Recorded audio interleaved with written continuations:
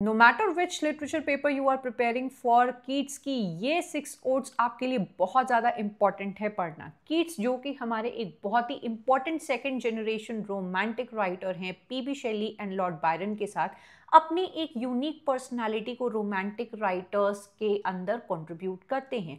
He is someone who worships beauty. इनके लिए beauty कोई एस्थेटिक और स्पिरिचुअल थिंग नहीं है, ये सुंदरता को सच्चाई के अंदर खोजते हैं और सच्चाई को ही सुंदरता मानते हैं। This is one of the very famous and important lines जो आपके एग्जाम में कई बार रिपीट हुई है, beauty is truth, truth in beauty. इसको जरूर से आप लोग अपने नोट्स में हाईलाइट करके लिखिएगा। He is the lover of nature just like every romantic poet. ये ऐसे राइटर्स हैं जो नेचर को आइडलाइज करते हैं, नेचर में सॉलिट्यूड खोजते हैं एंड नेचर से कनेक्ट करना चाहते हैं, अपनी बॉडी को ट्रांसेंड करना चाहते हैं। जितने भी रोमांटिक राइटर्स को आप पढ़ेंगे, you are always going to see कि इनका अलग अलग टेक होता है ऑन इमेजिनेशन। अब इमेजिनेशन एक ऐसी आपकी थिंकिंग है, कल्पना है, जो विलियम ब्लेक से लेके वर्ड्सवर्थ, कोलरिज, शेली, कीट्स सब ने इसके बारे में बात की है। पर जिस तरीके से कीट्स इस बारे में बात करते हैं, हमें ये पता लगता है कि इनके लिए इमेजिनेशन, कल्पना, ह्यूमन सफरिंग से दूर भागने का एक जरिया है। इंसान ट्रांसेंड कर सकता है अपनी फिजिकल बाउंड्री को जब वो अपनी कल्पनाओं की दुनिया में होता है। अनदर वेरी यूनिक थिंग जो आपको सिर्फ कीट्स की राइटिंग में देखने को मिलेंगे कि ये मेलांकली और मॉर्टैलिटी के बारे में बहुत ज़्यादा बात करते हैं। जाहिर सी बात है, ये वाला जो पॉइंट है ना, वो इनकी पर्सनल लाइफ से बहुत ज़्यादा कनेक्टेड है, जो आपको आगे पता चलेगा कि क्यों ये इतना सैडनेस के बारे में एंड इंसान के नश्वर होने के बारे में क्यों बात करते हैं। He wants to escape from reality. जाहिर सी बात है, ये दोनों पॉइंट्स उसी इंसान के जीवन में आपको देखने को मिलेगी जो पर्सनली किसी चीज़ से सफ़र कर रहा हो। हमारे कीट सफ़र करते हैं इल हेल्थ से। He was suffering from tuberculosis, जिसकी वजह से इनकी 25 साल की उम्र में ही डेथ हो जाती है। जस्ट ट्राई टू इमेजिन कि 25 साल की उम्र कितनी छोटी उम्र होती है। उस ही उम्र में आपको उस उम्र से पहले ही बीमारियां हो जाए, आप बिस्तर पर लग जाएं, आपकी थिंकिंग कैसी होती होगी, how would you B living. तो उस मॉर्टैलिटी एंड उस दुख में, मेलांकली की स्टेट में ये अपनी पोइट्रीज को लिखा करते थे। ऑल्सो दैट कि इनकी लाइफ में बहुत सारे पर्सनल लॉसेस भी हुए थे, जैसे the death of his mother and his brother. ये एक ऐसी चीज़ें हैं जिससे कोई भी इफेक्ट हो सकता है।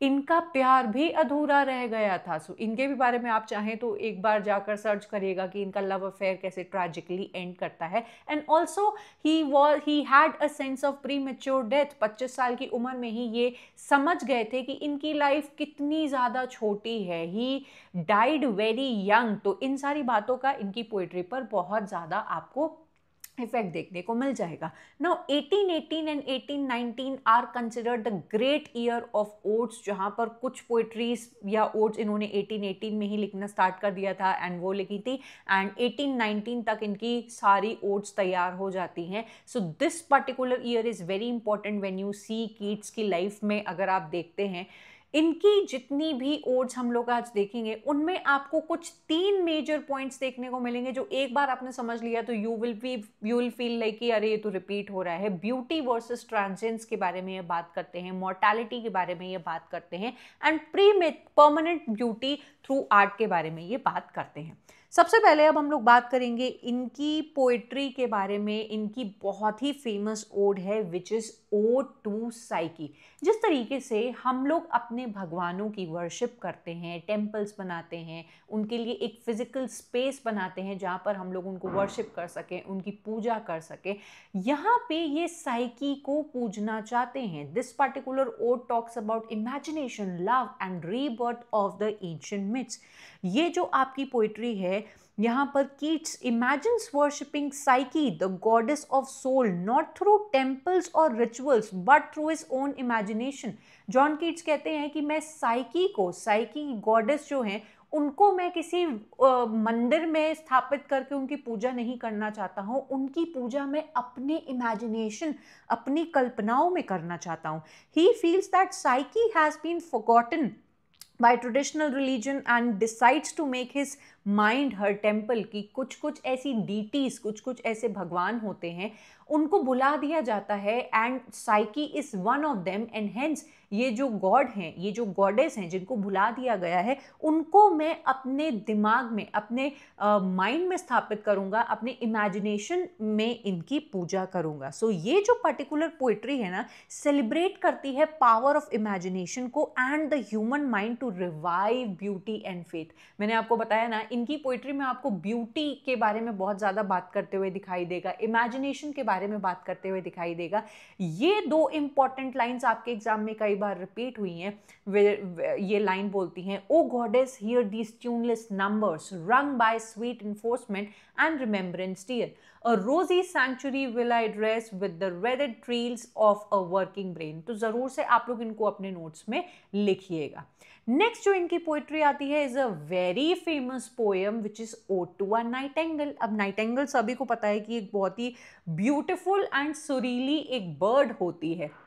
ये एक दिन इस नाइटिंगल का सॉन्ग सुन रहे हैं, इनकी विंडो के नीचे से कहीं टहनी पर बैठी होगी एंड इसका जो सुंदर सा गाना इनके कीट्स के कानों पर पड़ता है, बीमार कीट्स के कानों पर पड़ता है, ये सुनते हैं एंड ऑलरेडी वो इंसान जो बीमार है, हताश है अपने जीवन से, जिसकी डेथ होने वाली है, वो अपनी आप को ट्रांसेंड करना चाहेगा कि भाई मुझे इस रियलिटी की दुनिया में नहीं रहना है, कुछ ऐसा हो जाए कि मैं इस नाइटिंगल की दुनिया में गायब हो जाऊं। तो hearing the nightingale song Keats feel an intense longing to escape from the pains and the mortality of human life into the bird's world of eternal song. जो चिड़िया ये जो मधुर सा गाना गा रही है, ये उस दुनिया में चले जाना चाहते हैं, ये बिल्कुल ट्रांसेंड कर जाना चाहते हैं, एस्केप करना चाहते हैं ह्यूमन एग्जिस्टेंस से, इस दुनिया की हार्श रियलिटीज से। एंड हेंस ये लाइन बहुत ज़्यादा फेमस है जो कहती है, my heart x and a drowsy numbness pains my sense, thou was not born for death, immortal bird। ये इस चिड़िया को, मधुर सी चिड़िया को immortal bird कहकर पुकारते हैं बिकॉज ये विश करते हैं to dissolve into that beauty, but he realises that he is bound by his own mortality. अब कोई भी इंसान जो मतलब मॉर्टल है वो नहीं दूसरे के जीवन में ट्रांसेंड कर सकता है, लेकिन सिर्फ इच्छा कर सकता है। तो fade her away, dissolve and quite forget what thou among the leaves has never known. तो ज़रूर से आप लोग इस पोइट्री को डिटेल में जाकर पढ़िएगा। बहुत ही इमोशनल एंड मेलांकोलिक टोन है इसकी, और यहाँ पे जो पोएट है वो स्ट्रगल करता हुआ दिखाया गया है। His desire to escape the reality and the existence of human limitations की, भाई मैं जाना तो चाहता हूँ इस दुनिया से, लेकिन मैं नहीं जा सकता हूँ। ऑफ कोर्स मरने के बाद ही आप फ्री हो पाते हो इस शरीर से, वो इस पर्टिकुलर पोइट्री में दिखाया गया है। Next up we have ode on a Grecian urn. अब ये वाली इनकी सबसे ज़्यादा famous and most asked poetry है, जहाँ पर आपको एक ग्रेशियन अर्न माने कि एक घड़ा टाइप का दिखाई देता है, एक वास टाइप का दिखाई देता है, जिसमें बहुत सारे चित्र बने हुए हैं एंड दीज चित्र, these illustrations are very beautiful and it almost feels like कि ये इटर्निटी तक इसमें जो चित्र एंड इलस्ट्रेशंस बने हुए हैं वो वैसे के वैसे रहेंगे, विच शोज कि कैसे आपकी जो आर्ट होती है वो कभी भी इज नेवर डेड एंड आप उसको वैसे का वैसा कैप्चर कर सकते हैं। तो कीट्स ऑब्जर्व करते हैं अचानक से इस एंशिएंट ग्रेशियन अर्न को, जो कि it tells the story of lovers, it tells the story of musicians and sacrifices which are frozen in time. आप इनकी कलाकारी अगर देखोगे तो उसमें बहुत सारे चित्र बने हुए हैं, जिसमें लवर्स दिखाए हैं, म्यूजिशियंस दिखाए हैं, गांव वाले दिखाए हैं, प्रोसेशन हो रहे हैं। तो जो भी उसमें हो रहा है वो एक तरीके से उस पॉइंट ऑफ टाइम पे फ्रीज हो गया है, अब वो चेंज नहीं हो सकता है। And this is what he says कि the figures on the urn are eternal and unchanging unlike real life which fades. हमारी लाइफ में हमें प्यार मिलता है या प्यार हमें छोड़ के चला जाता है, आपकी ब्यूटी अभी सलामत है, आप बूढ़े हो जाओगे तो you will get wrinkles and you will not no more be beautiful. तो everything when you are a part of this human body is so temporary, हर चीज़ ख़त्म हो जाती है।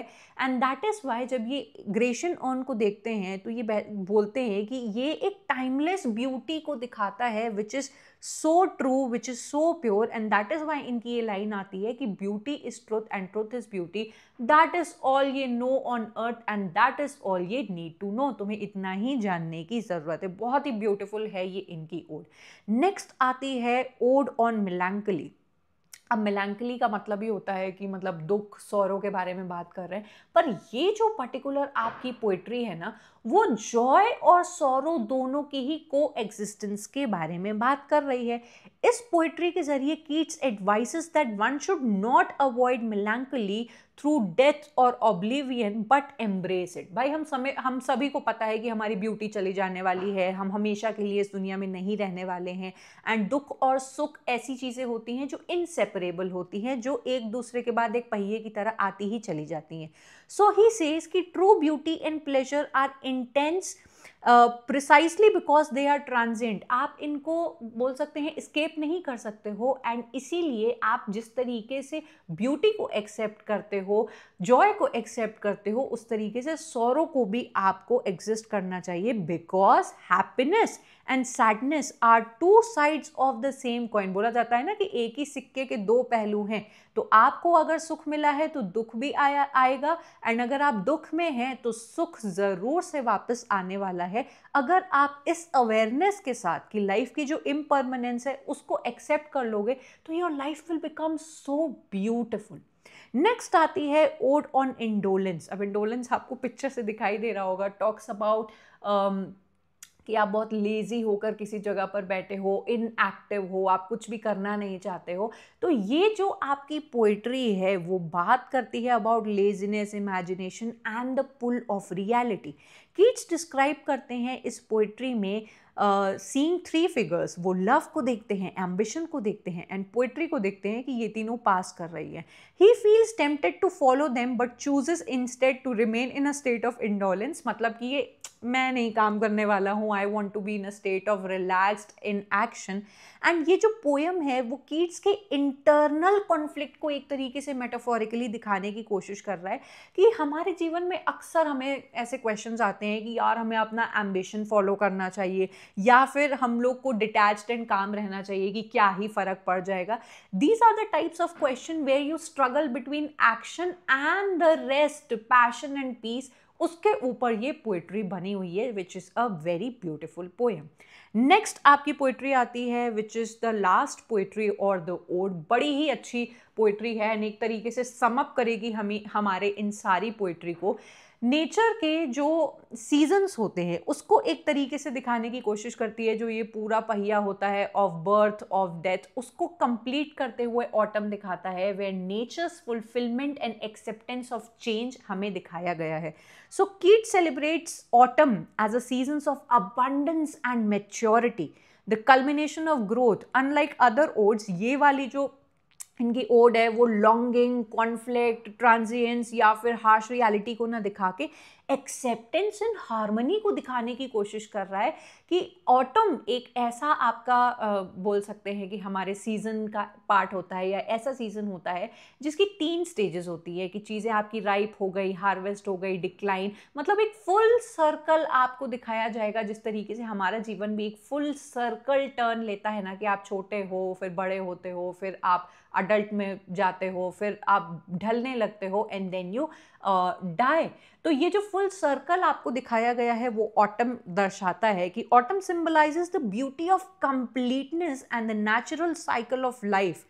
ये जो आपकी पोइट्री है वो कीट्स का ना मैच्योर वर्जन आपको दिखाने की कोशिश कर रही है। जहाँ पिछली ओड्स में हम देखते हैं कि वो भाई इस हार्श रियलिटी से निकलना चाहते हैं, वो ब्यूटी की परमानेंस को देखना चाहते हैं या नाइटिंगेल की दुनिया में गायब हो जाना चाहते हैं, यहाँ पे वो एक तरीके से एक्सेप्ट कर चुके हैं क्योंकि वो इतने बीमार थे एंड अर्ली उनकी डेथ हो जाती है। तो एक तरीके से ही एक्सेप्टेड कि हाँ लाइफ ऐसे ही चलती है, चाहे 25 साल में मरूँ चाहे बाद में मरूँ, मरना तो इंसान को है ही। तो ये एक पीस की तरीके से पैसेज ऑफ टाइम को दिखाया है एंड इनएविटेबिलिटी ऑफ डेथ को दिखाया है। So these are some of the important phrases और लाइन्स जो मैंने यहाँ पर आपके लिए लिखी हुई हैं, प्लीज़ इसको ज़रूर से अपने नोट्स में आप लोग एक बार लिख लीजिएगा। I hope you loved today's oats, जो एक ही बार में मैंने आपको रिवाइज़ करा दी। आप ज़रूर से अगर मुझसे पढ़ना चाहते हो एंड मेरा स्टाइल आपको ईज़ी लगता है टू ग्रास्प करना, तो आप मेरे इन कोर्सेज़ को भी ज़रूर से चेकआउट करिएगा। आई एम श्योर कि आप इन कोर्सेज़ को अवेल करने के बाद बहुत कॉन्फिडेंट हो जाओगे।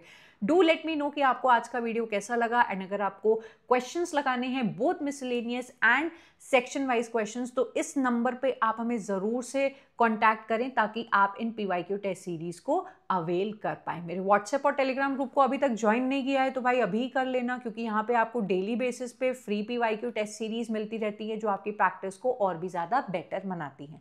मुझे कॉमेंट करके आप सब लोग ज़रूर से बताना कि आप ऐसे ही बहुत सारी पोइट्री का एक जो निचोड़ होता है रिविजन वर्जन में, अगर डिफरेंट राइटर्स का पढ़ना चाहते हो तो उन राइटर्स के नेम आप लोग कमेंट करके ज़रूर से बता दीजिएगा। I am going to take your leave and I am going to meet you up next in yet another video. Up till then, bye and take care.